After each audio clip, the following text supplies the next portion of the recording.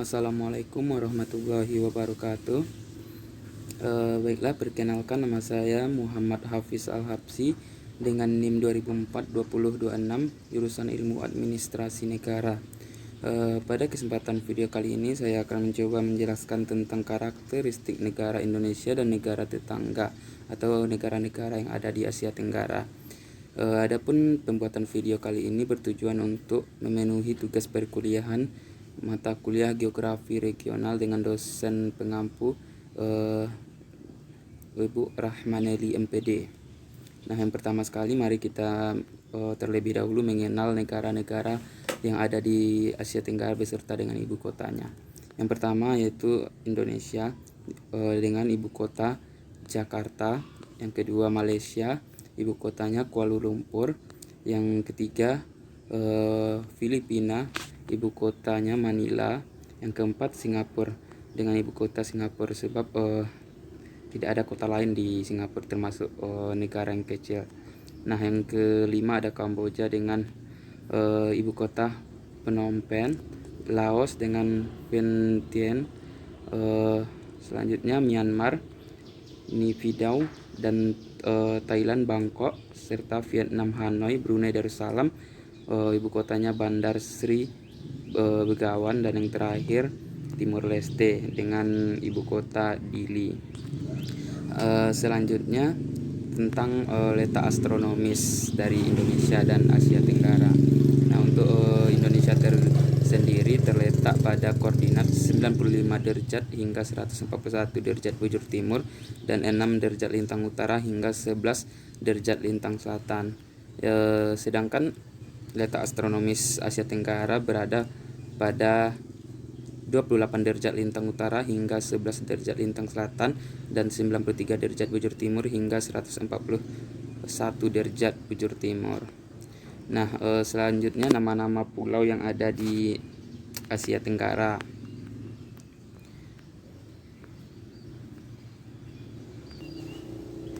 Yang pertama Pulau Boracay yang berada di di Filipina. Yang kedua ada Pulau Langkawi di Malaysia. Yang ketiga ada Pulau Bali di Indonesia. Mungkin kawan-kawan semua sudah mengetahui. Yang keempat Pulau Phuket di Thailand. Yang kelima Raja Ampat di Indonesia. Yang keenam Pulau Phi Phi yang berada di Thailand. Selanjutnya nama-nama sungai yang ada di Asia Tenggara. Nah, yang pertama Sungai Mekong. Sungai Mekong ini berada di Laos dan juga merupakan sungai terpanjang di Asia Tenggara dengan panjang sekitar 4023 km. Selanjutnya yang kedua Sungai Kapuas. Sungai Kapuas ini terletak di Kalimantan, Indonesia dengan panjang 1143 km. Tepatnya berada di Kabupaten Kapuas, mulai dari Kapuas Hulu hingga berakhir di Laut Jawa di Kalimantan Tengah. Yang ketiga Sungai Irrawaddy. Sungai Irrawaddy memiliki panjang sekitar 2170 km. Sungai ini membentang dari ujung utara dan berakhir di Laut Andaman. Sungai ini adalah hasil pertemuan Sungai Enmai dan Sungai Mali. Sungai Irrawaddy memiliki peran penting bagi perekonomian di negara Myanmar. Yang keempat ada Sungai Rajang. Nah, Sungai Rajang ini terletak di Malaysia dengan panjang 563 km, juga merupakan sungai terpanjang di Malaysia. Sungai ini juga digunakan sebagai sarana transportasi yang biasanya dilewati perahu dan kapal motor. Yang kelima ada Sungai Cagayan. Sungai Cagayan ini merupakan sungai terpanjang di Filipina dengan panjang 314 mil atau sekitar 505 km. Dalam bahasa lokal, sungai ini disebut Rio Grande de Cagayan. Sungai ini mengalir dari pegunungan Caraballo ke Selat Babuyan atau Laut Filipina. Yang keenam ada Sungai Brunei. Nah, Sungai Brunei ini sungai terpanjang di Brunei sendiri dengan panjang 41 km yang mengalir melalui Brunei hingga Teluk Brunei mengarah atau dengan arah aliran Laut Timur. Yang ketujuh ada Sungai Tan Luin. Sungai ini termasuk sungai terpanjang di Asia Tenggara dengan panjangnya yang mencapai sekitar 2.815 km. Sungai ini mengalir di 3 negara yaitu Cina, Myanmar, dan Thailand. Yang kedelapan Sungai Fly panjangnya mencapai sekitar 1.050 km. Sungai ini mengalir dari Gunung Emmanuel Victor menuju ke bagian tenggara di Teluk Papua. Yang kesembilan ada Sungai Chao Phraya. Sungai ini memiliki panjang sekitar 372 km dan menyebar ke seluruh daratan Thailand. Aliran Chao Phraya berakhir di Teluk Thailand. Selanjutnya yang ke-10 ada Sungai Kalang yang terletak di Singapura, mengalir sepanjang sekitar 10 km. Yang ke-11 ada Sungai Benanain. Nah, sungai ini terpanjang di Timor Leste dengan panjang hingga 135 km. Nah, mungkin itu dari penampakan alamnya. Selanjutnya kita akan bahas tentang aktivitas penduduk Asia Tenggara baik di bidang ekonomi, sosial, dan budaya. Nah, yang pertama bidang ekonomi sendiri. Nah, Indonesia sendiri sebagai negara kepulauan terbesar di kawasan ini memiliki ragam sumber daya alam yang sangat kaya sehingga banyak sektor yang dapat dikembangkan untuk memperkuat perkembangan ekonomi di Indonesia seperti ekonomi di bidang pertanian, industri, dan pertambangan. Sebenarnya pada umumnya Indonesia juga disebutkan atau disebut sebagai negara agraria gitu. Tinggal lagi itu juga menjadi potensi tersendiri untuk memenuhi kebutuhan industri. Artinya ada potensi yang bisa dimaksimalkan selain dari potensi alam atau sumber daya alam tadi. Nah, yang kedua ada negara Malaysia. Kegiatan ekonomi utama penduduk Malaysia juga hampir sama, yaitu di bidang pertanian, pertambangan, dan perindustrian.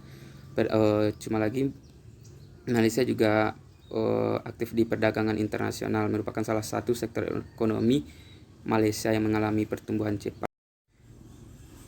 Yang ketiga Singapura. Negara ini juga merupakan negara maju di mana kegiatan perekonomiannya berjalan di bidang perdagangan, pariwisata, dan industri. Yang keempat ada Filipina. Filipina sendiri hampir mirip dengan Indonesia, di mana Filipina juga merupakan negara kepulauan yang sebagian besar penduduknya bermata pencarian di sektor pertanian. Nah, cuma lagi Filipina ini sendiri sudah mampu membangun atau mengembangkan sektor pertaniannya dengan baik. Yang kelima ada Thailand. Thailand juga kegiatan ekonominya berada di sektor pertanian, di mana yang menjadi ciri khasnya yaitu padi, salah satu pertanian nomor satu di Asia Tenggara. Yang keenam ada Vietnam. Negara ini mulai berkembang di berbagai sektor pertaniannya. Sektor pariwisata dan turis merupakan salah satu pendukung perkembangan ekonomi yang terus naik. Yang ketujuh ada Laos. Laos sebagian besar masyarakatnya bergerak di bidang pertanian dan peternakan yang hasilnya dikonsumsi oleh masyarakat Laos itu sendiri. Yang kedelapan ada Myanmar, di mana mata pencarian utama penduduk Myanmar adalah pertanian, perkebunan, dan pertambangan, di mana padi merupakan hasil utama dari sektor pertanian. Myanmar merupakan salah satu negara penghasil padi terbesar di Asia Tenggara. Yang kesembilan ada Kamboja. Nah, Kamboja sendiri hampir sama dengan negara-negara sebelumnya, itu mata pencariannya di bidang pertanian yang pengairannya dialiri atau di aliran Sungai Mekong yang sudah kita bahas tadi. Yang ke-10 ada Brunei Darussalam. Brunei Darussalam terkenal dengan kekuatan sumber daya berupa minyak bumi dan gas alam. Dengan pengolahan hasil kekayaan alam tersebut, Brunei menjadi negara Asia Tenggara yang memiliki pendapatan per kapita tertinggi di Asia. Dan yang terakhir ada Timor Leste. Nah, Timor Leste sebagian besarnya juga berada di bidang pertanian dan peternakan. Hasil pertaniannya meliputi padi, jagung, sayuran, kentang, dan kacang-kacangan. Sedangkan peternakannya seperti kuda, sapi, babi, dan kambing sebagai macamnya. Selanjutnya yang akan kita bahas yaitu bidang sosial dan budaya. Nah, yang pertama Indonesia. Indonesia memiliki keberagaman aspek sosial dan budaya. Hal ini dikarenakan beragamnya suku dan ras yang ada di Indonesia. Salah satunya yaitu memiliki tarian yang berbeda berdasarkan masing-masing aspek panutan gurindam. Indonesia juga memiliki tradisi minum teh yang dilakukan secara turun-temurun. Yang kedua ada Malaysia. Di negara Malaysia terkenal dengan berbagai budaya. Salah satunya yaitu tarian ulek mayang, tarian zapin. Corak bangunannya bernuansa Eropa dan bangunan bernuansa Melayu Tionghoa. Tiga kaum utama di Malaysia adalah Melayu, Cina, dan India. Yang ketiga ada Filipina. Budaya Filipina merupakan hasil perpaduan antara budaya Barat dan Timur. Kehidupan budayanya dipengaruhi oleh budaya Melayu, Cina, dan Spanyol. Tarian Tinikling merupakan tarian masyarakat Filipina. Tarian ini menceritakan tentang burung tinikling yang berjalan melompat menghindari perangkap bambu petani padi. Yang keempat ada Brunei Darussalam. Di Brunei terdapat desa terapung yaitu Kampung Anyer. Budaya Brunei banyak dipengaruhi oleh ajaran Islam. Penduduknya adalah orang Melayu. Dalam percakapan menunjuk dengan jari telunjuk dianggap kasar. Secara tradisional orang Brunei tidak berjabat tangan dengan lawan jenis. Melepaskan sepatu adalah kebiasaan umum orang Brunei sebelum memasuki rumah orang lain. Selanjutnya Kamboja. Tarian yang terdapat di Kamboja yaitu tari Apsara yang lahir pada tahun atau 2000 tahun yang lalu. Relief tarian banyak ditemukan di bangunan keagamaan di Kamboja. Orang Khmer mengenakan syal kotak-kotak yang disebut krama. Pria dan wanita Khmer menggunakan bandul Buddha pada kalungnya. Tujuannya adalah untuk menjaga dari roh jahat dan membawa keberuntungan. Makanan yang terkenal di Kamboja adalah chai yang berarti tumisan. Yang keenam ada Vietnam. Vietnam terkenal dengan baju khasnya yang disebut Áo Dai. Orang Vietnam gemar duduk di dingklek yaitu kursi yang sangat pendek. Terus ada permainan menangkap jangkrik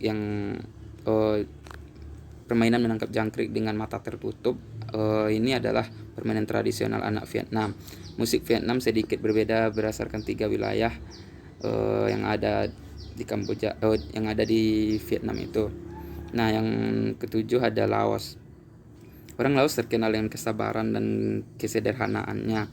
Olahraga tradisional di Laos ada katau seperti olahraga bola voli, namun menggunakan kaki atau untuk menangkap dan memukul bola. Bola terbuat dari anyaman bambu. Tahun baru Laos disebut Bun Pimai. Makanan utama bangsa Laos adalah nasi atau beras ketan yang dimakan dengan tangan langsung. Yang kedelapan Singapura. Penduduk Singapura berasal dari Cina, Melayu, India, dan Eropa. Masyarakat Singapura memiliki budaya jalan kaki. Kepiting cabai adalah makanan yang sangat digemari masyarakat Singapura. Yang kesembilan ada Thailand. Di Thailand kepala adalah bagian tubuh yang paling dihormati. Tidak ada orang yang akan berani menyentuh kepala, bahkan kepala anak-anak. Sebaliknya bagian kaki dianggap bagian yang paling hina karena dipakai sebagai alat untuk menapaki tanah. Di Thailand memiliki tradisi minum teh yang disajikan dengan susu dan rempah-rempah. Teh tersebut dinamakan Thai Iced Tea dan disajikan dalam keadaan dingin. Yang ke-10 Myanmar. Myanmar disebut sebagai negara 1000 pagoda. Hal ini disebabkan karena sangat mudah menemukan kuil-kuil suci Buddha.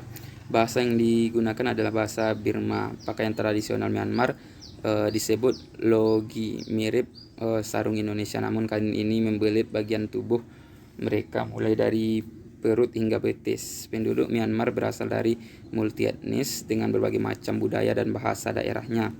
Yang ke-11 ada Timor Leste. Nah, Timor Leste juga merupakan pecahan atau pemekaran dari Indonesia.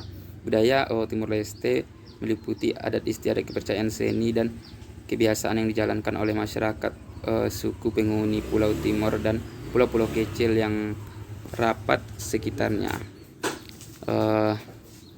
Timor Leste juga memiliki aneka ragam tari-tarian antara lain tari bidu dan tari ikurai. Budaya atau kebiasaan orang Timor Leste adalah makan siri pinang yang merupakan kebiasaan turun-temurun dari nenek moyang yang dibawa sampai sekarang. Nah, baiklah, mungkin itu yang bisa saya jelaskan dalam video kali ini. Jika ada yang salah, saya mohon maaf. Sekian, terima kasih. Assalamualaikum warahmatullahi wabarakatuh.